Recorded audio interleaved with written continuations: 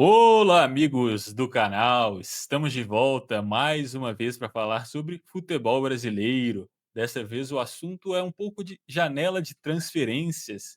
Esta quinta-feira, dia 24 de julho, pegou todo mundo de surpresa pelos vários anúncios em sequência de jogadores extremamente caros para o padrão brasileiro que o Flamengo foi atrás. A gente vai discutir um pouco sobre isso e também se é possível competir com Flamengo e Palmeiras aqui no Brasil, Matheus.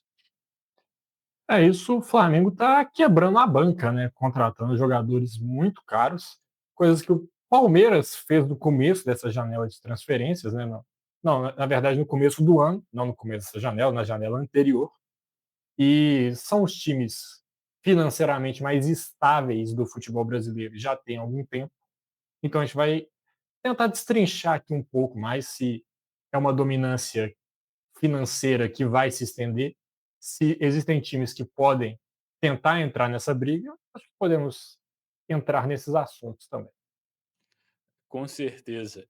Eu acho que acrescentaria ainda o Botafogo aqui nesse debate que a gente vai fazer, mas disparados as equipes que mais gastam no futebol brasileiro e as que mais têm condição de gastar.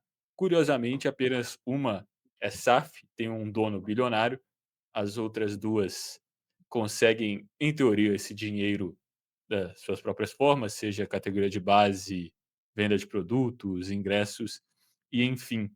Eu acho que primeiro só contextualizar, porque hoje pareceu que as notícias de que o Flamengo tinha pago 9 milhões de euros no Emerson Royal, atravessou uma transferência que ele estava indo para a Turquia e ele já está vindo para o Rio de Janeiro, ao que parece. Além disso, o Flamengo tem interesse em Samu Lino, que é um jogador importante do elenco do Atlético de Madrid, pode chegar a custar 25 milhões de euros, que seria a maior transferência da história do futebol brasileiro, e mais Carrascal, que é um desejo antigo do Flamengo, que são mais 12 milhões de euros, fora outros jogadores que o Flamengo trouxe de graça com altos salários, como o Saul. Então, acho que essa janela do Flamengo está sendo uma coisa assim nunca antes vista no futebol brasileiro em termos de dinheiro gasto. Exato, ainda trouxe o Jorginho, né, para o Mundial de Clubes, que chegou sem custos, acabando o contrato dele com o Arsenal.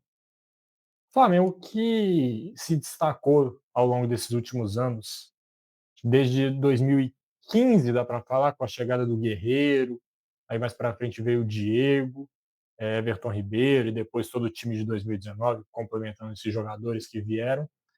Time que gasta muito dinheiro, que é agressivo no mercado e está cada vez mais reforçando essa pecha de ser agressivo, de buscar grandes jogadores, de buscar nomes fortes, seja vindo do futebol brasileiro, vindo da Europa.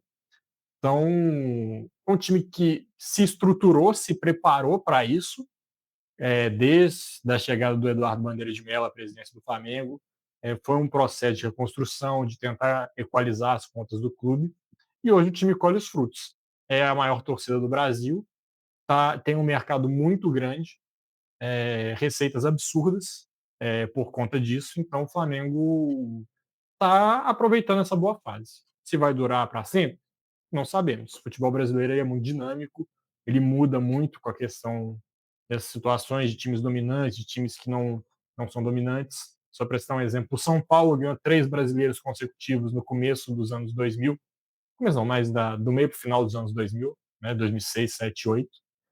E depois criou muita discussão, o São Paulo vai ser dominante, vão ter times para desafiar o São Paulo, e hoje o São Paulo, a verdade, é que ficou para trás em relação a esses times. Então, são pontos que também precisam ficar de olho. Se o Flamengo não se cuidar para manter gestões austeras, gestões responsáveis, pode indicar para baixo também.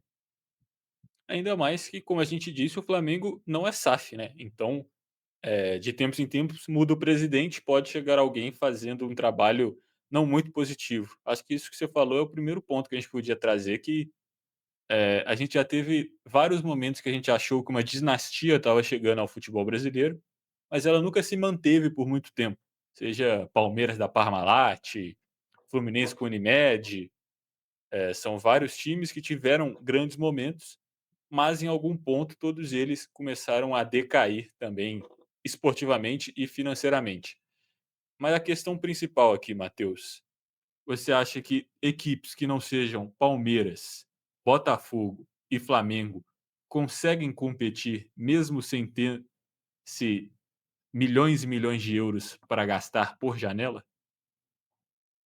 Eu acho que conseguem competir, só para pegar um exemplo, 2023, o São Paulo ganhou a Copa do Brasil em cima do Flamengo, e se a gente for olhar o valor dos times de cada jogador, o time do Flamengo era bem mais caro do que o time do São Paulo. O São Paulo foi lá e conseguiu ganhar do Flamengo uma competição.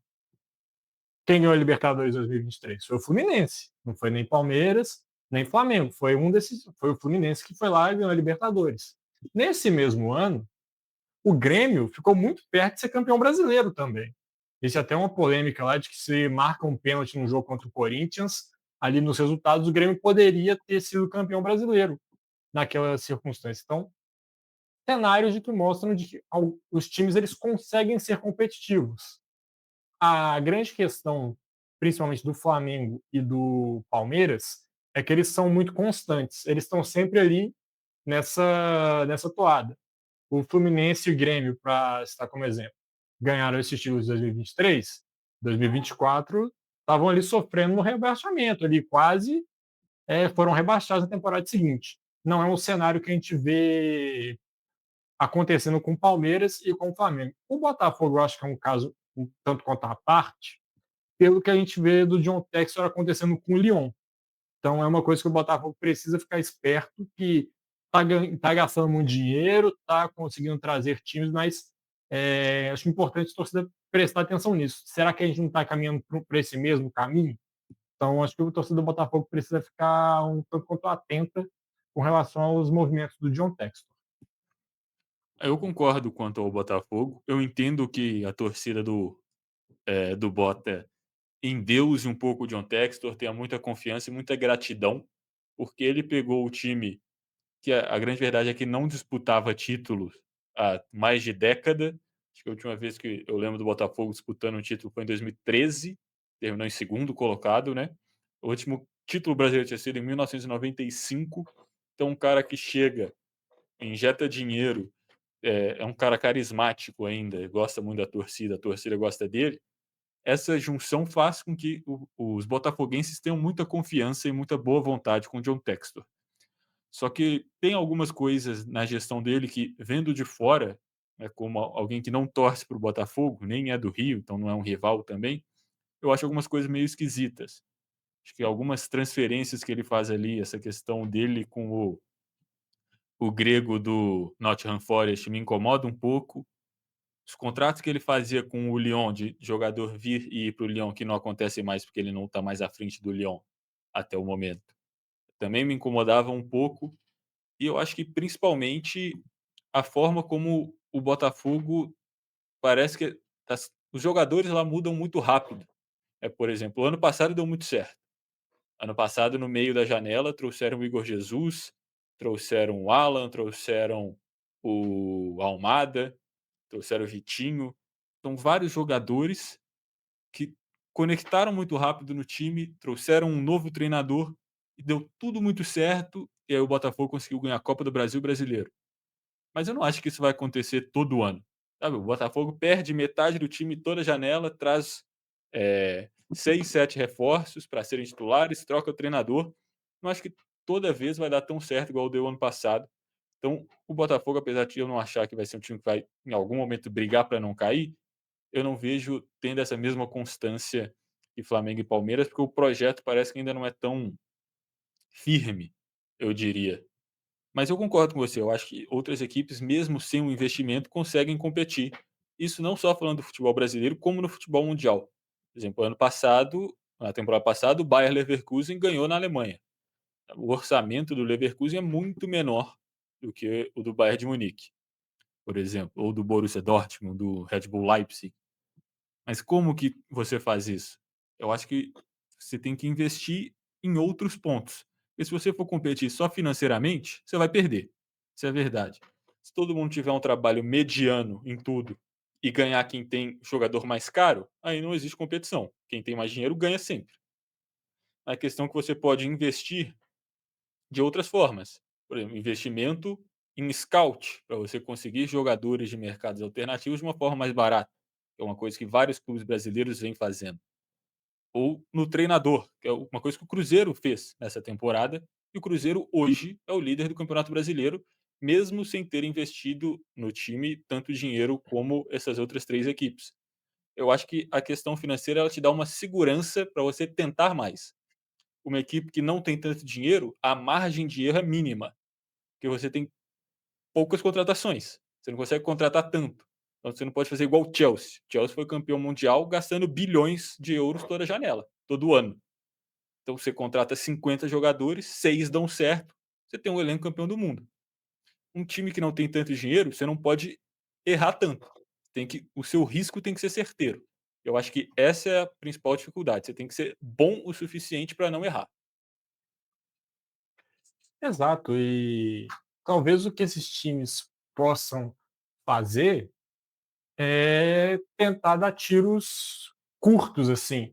Você monta um time para 1, 2 anos e foca tudo nessas temporadas, vai com tudo. Tenta ganhar um brasileiro, uma Libertadores, e nos outros anos, aí uns 3 anos, vem esses jogadores, organiza o caixa, fica ali com os times de reconstrução, para quem sabe ali no futuro, daqui mais 5 anos, você volta a tentar dar um tiro curto de novo para vir ser campeão. E é possível isso acontecer. Existem times que, ao longo da sua história no futebol brasileiro, têm essa margem de ter décadas boas, mas depois vem uma década muito ruim, que pode ser de que, durante um período, teve times bons, teve times competitivos, foi gastando, e no período seguinte teve que reorganizar a casa, não tinha tanto dinheiro para fazer grandes contratações, grandes aportes. Então, pode ser um cenário do futebol brasileiro. Pegar, por exemplo, um Inter, foca ali 1, 2 anos, tenta ser campeão, até consegue, aí vai e nos anos seguintes está se reorganizando. Mas quando ele está nesse momento, pode tentar um São Paulo e tentar fazer o que o Inter fez nas temporadas anteriores. Então, são muitos times grandes, muitos times com capacidade de formarem boas equipes no futebol brasileiro. E acho que dá para competir, só que como eu falei, Flamengo, o Palmeiras, por já estar nesse estágio, eles vão estar sempre ali constantes. E os outros times talvez tenham uma oscilação maior do que eles. E nada impede também as outras equipes, eu acho que vendo o trabalho que foi feito com principalmente Flamengo e Palmeiras, né, eu acho que nesse caso o Botafogo não serve de exemplo, de seguir os mesmos passos, né, porque os times não nasceram com essa dominância e esse poderio financeiro. Foi um processo, o Flamengo, você falou lá para 2015, quando resolveu reorganizar a casa, deu muita sorte, inclusive o Flamengo nesse processo, porque nesses anos, ruins do Flamengo, esses piores anos, os rivais também estavam mal, sabe, Botafogo foi rebaixado, Vasco foi rebaixado, Fluminense não ganhou nada, e os valores do futebol também eram mais baixos, então mesmo com menos dinheiro, o Flamengo conseguia trazer um cara aqui ou outro ali. Acho que hoje, para alguém fazer o processo que o Flamengo fez, é muito mais difícil, porque os valores estão muito mais inflacionados, mas com é, acho que entendendo, a torcida comprando esse barulho, esse processo pode acontecer, vai levar um pouco mais de tempo. A questão do Palmeiras com a Crefisa também, acho que é um pouco mais difícil de ser feito, né, aí teria que talvez virar SAF, ter um investidor, mas eu acho que, no Brasil talvez o maior, expoente, defensor dessa teoria, maior exemplo, melhor dizendo, que defende essa teoria de que o dinheiro não significa resultado no futebol, é hoje o Mirassol, né. O Mirassol é o 7º colocado no Campeonato Brasileiro. Qual é o orçamento do Mirassol? Sabe, é baixíssimo. Talvez seja a equipe que menos gastou na janela de transferências e está na frente de muito time que gastou milhões e milhões.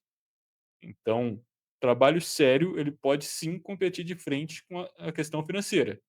Só que você tem que ser melhor naquilo que você faz do que quem pode simplesmente gastar e gastar e gastar dinheiro até acertar. Você não tem o direito de errar muito. Exatamente, e você, só como um trabalho sério, às vezes é recompensado, e a gente vê como questões bagunçadas, que não são feitas ali da forma que deveriam ser feitas, podem acabar trazendo prejuízos. Para citar um exemplo, o Cruzeiro, que em 2018 gastou, gastou, gastou, gastou para montar um time, ganhou a Copa do Brasil. 2019 continuou com o pé no acelerador e aí aconteceu o que aconteceu. O time foi rebaixado, acabou entrando numa crise financeira muito ruim. Outro exemplo que dá para citar é o Corinthians, que conquistou talvez seus maiores títulos na década de 2010, Libertadores, Mundial, vários brasileiros, mas a conta chegou e o Corinthians está num buraco financeiro muito grande. E se a gente for parar para pensar, pelo tamanho da torcida, pela localidade do time, está em São Paulo, que é o estado mais rico do Brasil, o Corinthians deveria ser o que rivaliza com o Flamengo ali, nessa questão ali. Não o Palmeiras tomou esse lugar, mas a gente vai olhar pela questão de potencial, o Corinthians tem um tamanho para entrar nisso aí, só que foi tão mal administrado que acaba não conseguindo competir. Aí acaba contratando um jogador que não consegue pagar, fica essa questão, o presidente do Cuiabá vai cobrando, é jogador que tem para receber e não recebe, acaba que vira uma bagunça. E você pode até ter sucesso no curto prazo, mas no médio e no longo prazo isso não se sustenta. Não, com certeza. O próprio Atlético Mineiro também, que chegou um cara bilionário no time, injetou muito dinheiro em 2021, mas ao invés de pagar as dívidas, trouxe jogadores. O clube ganhou o brasileiro, ganhou a Copa do Brasil, mas hoje está aí vivendo uma crise financeira. Eu acho que esse exemplo também a gente pode, esse exemplo negativo, a gente pode usar o Vasco. Porque hoje, né, eu estava assistindo a coletiva do Pedrinho, e ele cita como o Vasco não tem dinheiro, o Vasco não consegue trazer reforços de alto nível, reforços de nível Real Madrid, ele cita, mas se você for pegar, o Vasco gastou 40 milhões no João Vitor, que hoje é um zagueiro que a torcida não gosta, quer ver longe do Vasco, gastou cerca de 10 milhões no Lloyd, no Maxime, no Garré, no Jean Davi, são todos jogadores que não jogam. O João Vitor é titular e a torcida odeia. O Lloyd praticamente não entra. Os outros dificilmente, até às vezes não são nem relacionados, dificilmente entram em campo. E nisso tudo já tem uns 60 milhões aí de reais, que se você tivesse gastado em um, dois nomes, fossem certeiros, hoje o Vasco estava muito melhor do que uma equipe que simplesmente gastou em nomes ruins e tá aí, sabe, perto da zona de rebaixamento. Eu acho que é o que a gente falou. Quando você tem pouco dinheiro, você não pode errar. Se o Botafogo traz 3 nomes errados, 3 nomes que não dão certo, ele tem outros 4 ou 5 ali, que ele gastou alguns milhões de euros que compensam, sabe. Ele pode sair trazendo todo mundo. O Vasco não pode, sabe. O Mirassol não pode. O Cruzeiro hoje não pode. O Atlético não pode. O Palmeiras pode.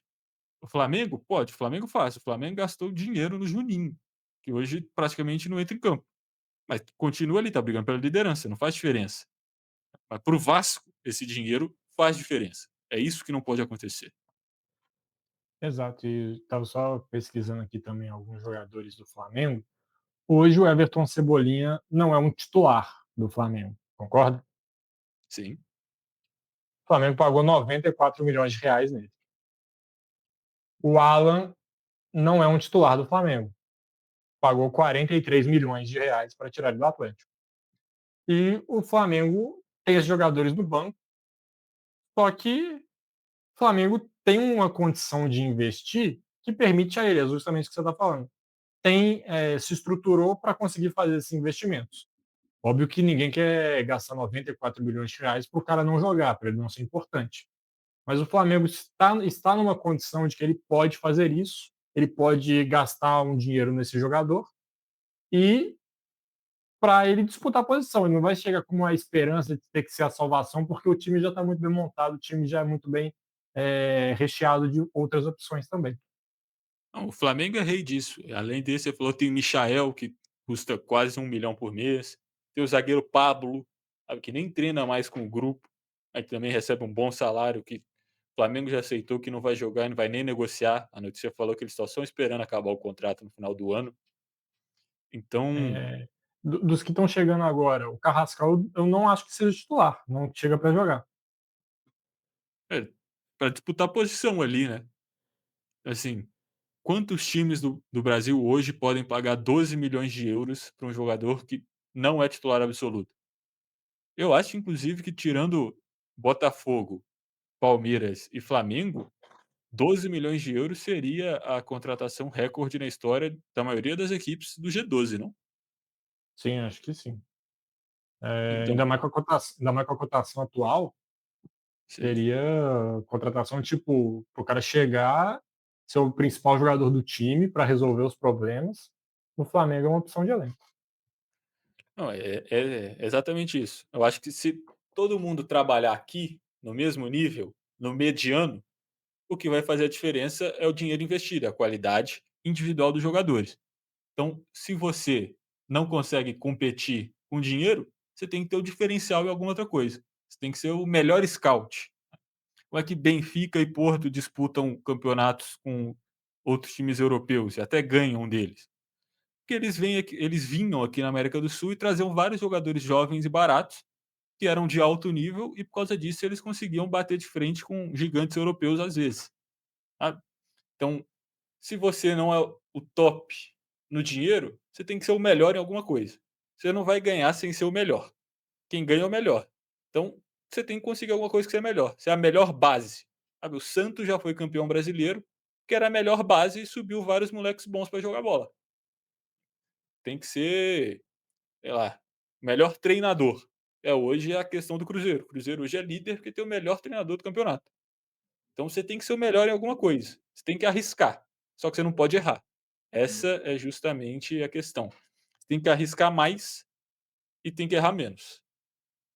Exato. E você citou o exemplo de Porto e Benfica, eles contratam esses jogadores, vendem por um valor muito maior do que eles compraram também para seus concorrentes europeus. E com esse dinheiro, eles vão reforçando o clube, buscando jogadores também aqui na América do Sul ou em outros mercados da Europa, mercados mais periféricos, e vão assim montando seus clubes. É uma roda que vai se alimentando. Alguns times do futebol brasileiro que às vezes não têm histórico de ter grandes revelações de base, mas têm histórico de serem bons compradores e vendedores. Pode ser um caminho para esses times também adotarem uma política de compra jogadores ali, faz um bom trabalho de scout, vende por um valor muito maior e com esse dinheiro vai ali reforçando o clube também com outros jogadores. É, condição todo mundo tem, basta fazer um trabalho correto, um trabalho certo, que não acredito numa dominância assim, numa espanholização do futebol brasileiro, numa de algum time sendo o Bayern de Munique por aqui. Acho que esse cenário do futebol brasileiro já foi discutido antes e não aconteceu.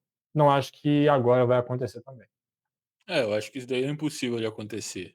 Sabe? Acho que se, espanholização ou alemanização teria que ter acontecido muito antes. Hoje o cenário do futebol brasileiro é muito estabelecido para que algo como isso aconteça, sabe? A gente tem, é igual você falou, às vezes do nada um time aqui do Brasil que é grande vai aparecer com, vai conseguir acertar uns dois caras, vai subir dois da base, vai ganhar um dinheiro e vai montar um time bom, sabe? Acho que tem muito jogador bom, tem muito time grande, tem muito time bom para acontecer algo desse nível.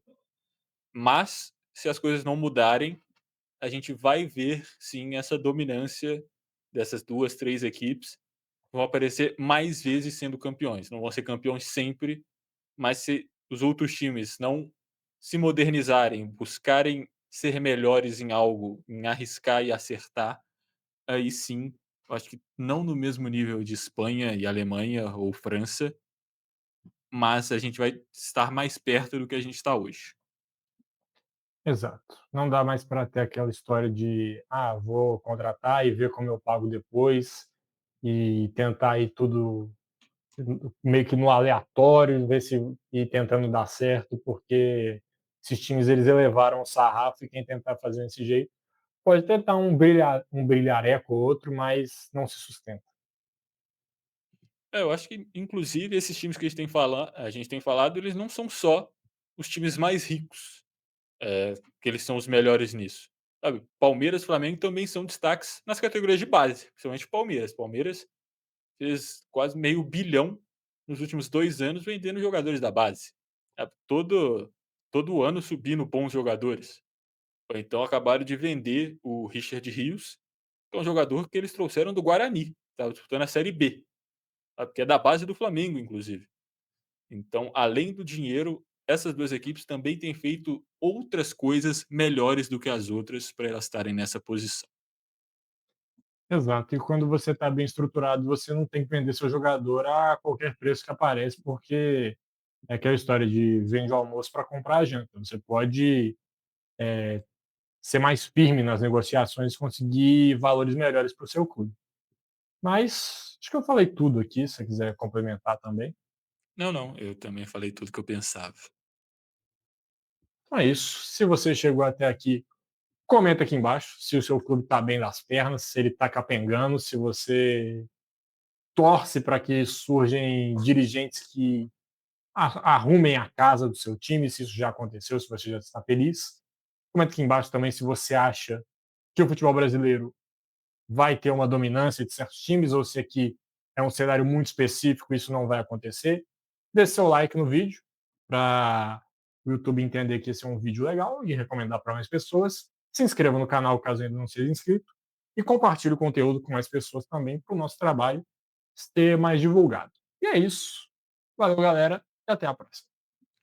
Falou!